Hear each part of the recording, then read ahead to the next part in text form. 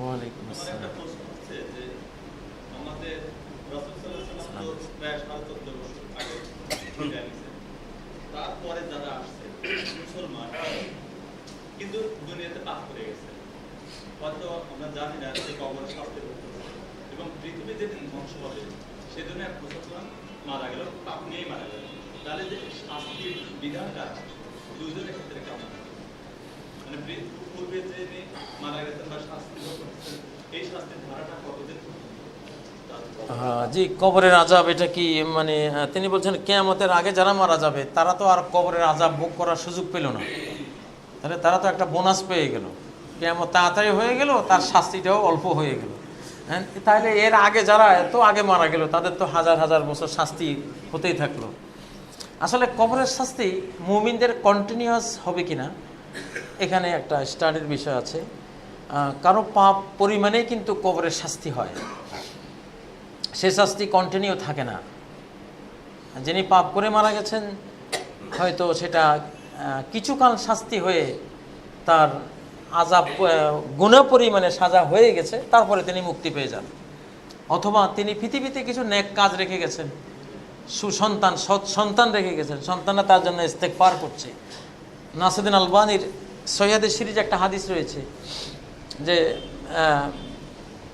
ইন্নাল আবদা লা তুরফাউ মানজিলাতুহু ফিল কবরে, কোনো বান্দা তার সম্মান মর্যাদা আল্লাহর কাছে কবরে বেড়ে যাচ্ছে, তখন সে আল্লাহকে প্রশ্ন করতেছে আন্না লানা হাযা, যে এই সম্মান বৃদ্ধি কেন হচ্ছে, আমরা ভালো হয়ে যাচ্ছি দিন দিন কেন?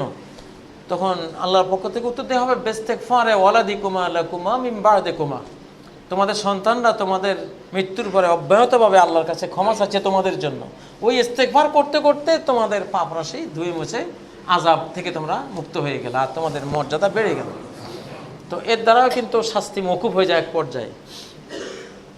আর বাকি যারা কাফের তাদের তো শাস্তি মাফ হওয়ার কোনো সুযোগ নেই, কন্টিনিউয়াস প্রক্রিয়া ওটা চলবে। আর আরেকটা কথা হলো, যেটা সময়ের কথা বলেছেন, কবরে যদি কেউ আদমের পরে মারা গেছে তার শাস্তি হচ্ছে, আবার কেউ কিয়ামতের একদিন আগে মারা গেছে তারও শাস্তি হচ্ছে। সময় সম্বন্ধে দুজনের অনুভূতি এক সমান। পরকালে কত লক্ষ বছর হলো বা কয়দিন হলো, এই লক্ষ বছর আর কয়দিন সময়ের এই তারতম্য মৃত ব্যক্তির ব্রেনে থাকে না। যেমন আসহাবে কাহাফ 309 বছর ঘুমিয়েছে, আসহাবে কাহাফের যুবকরা 309 বছর গুহায় ঘুমিয়েছে। ওদেরকে যখন প্রশ্ন করা হলো কাম লাবিস্তুম, কতদিন ছিলে, লাবিসনা ইয়াওমান আও বা'দা ইয়াওম, একদিন অথবা একদিনের অর্ধেক ঘুমিয়েছে। লাবিসনা ইয়াওমান আও বা'দা ইয়াওম, এটা 309 বছর ওলার কথা।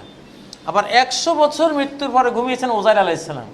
ওনাকে যখন প্রশ্ন করা হয়েছিল, আল্লাহ প্রশ্ন করেছিলেন কতদিন ঘুমিয়েছ ওজাইর, তিনি বললেন লাবিস্তু ইয়াওমান আও বা'দা ইয়াওমিন, একদিন বা একদিনের অর্ধেক। ঠিক যারা 1400, 1500, 2000 বছর হায়াত পেয়েছে, এদেরকে এইসব বেঈমান জাতিকে আল্লাহ প্রশ্ন করবেন ক্বালা কাম লাবিসতুম ফিল আরদি আদাদা সিনিন, বছর গণনায় কত বছর ছিলে। এরা কিন্তু 1500-2000 বছর হায়াত পেয়ে গেছে কেউ। সবাই বলবে ক্বালু লাবিসনা ইয়াওমান আও বা'দা ইয়াওম, একদিন বা একদিনের অর্ধেক। তাহলে 309 বছর হলো একদিন বা একদিনের অর্ধেক, 100 বছর হলো একদিন বা একদিনের অর্ধেক, 1500 বা হাজার 1500 বছর হলো একদিন বা একদিনের অর্ধেক, মানে অনুভূতি সমান। মৃত্যুর পরের মানুষের অবস্থাটা ঠিক ঘুমন্ত ব্যক্তির অবস্থার মতো। আমরা অনেক সময় ঘুমাই, মনে মনে হলো যে এই মাত্র তো ঘুমাইলাম, আরে ফজরে আজান হয়ে গেল, 5-6 ঘন্টা ঘুমিয়েছি, আমি টের পাইনি। অর্থাৎ 5 মিনিট ঘুমানো আর 5 ঘন্টা ঘুমানো ঘুমন্ত ব্যক্তির জন্য কি অনুভূতি এক সময়। মৃত্যুর পরের সময়ের কোনো অনুভূতি থাকে না, সময় সেখানে অচল, অনুভূতি এক সমান। সময় চলে আমাদের এই দুনিয়াতে। এই জন্য জান্নাতে সবাই 33 বছর বয়স, আজীবন 33, আজীবন 33, কখনো 34 হবে না। সময় ওখানে অচল। যাই হোক, সময়ের অনুভূতি থাকবে না ওখানে।